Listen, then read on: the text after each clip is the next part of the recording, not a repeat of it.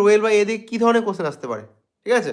তো দেখ সব থেকে মোস্ট ফেমাস কোশ্চেন, যে কোশ্চেনে প্রত্যেকবার আসার মতো চান্স রয়েছে, কী কোশ্চেন?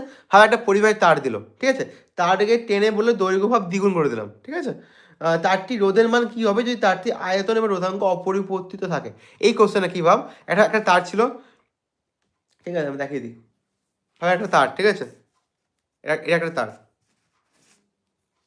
এই তারে কী হলো, তারকে দৈর্ঘ্যটা টেনে কী করলাম দ্বিগুণ। ভাব এরকম ছিল তারটা এরকম ছিল, এবার টেনে কী করলাম দ্বিগুণ করে ফেললাম, ঠিক আছে? তাহলে বলছে তারের মধ্যে রোধাঙ্কের কীরকম পরিবর্তন হবে, অ্যাকচুয়ালি তারের রোধের মান কী হবে যদি তারটি আয়তন এবং রোধাঙ্ক অপরিবর্তিত থাকে, ঠিক আছে? তাই কী বল, তারটির রোধের মান কী হবে, মানে আরের মান কী হবে যদি তারটির রোধাঙ্ক এবং আয়তন অপরিবর্তিত থাকে? আর এগুলো রোয়েল বাই কনসেপ্ট জানিস।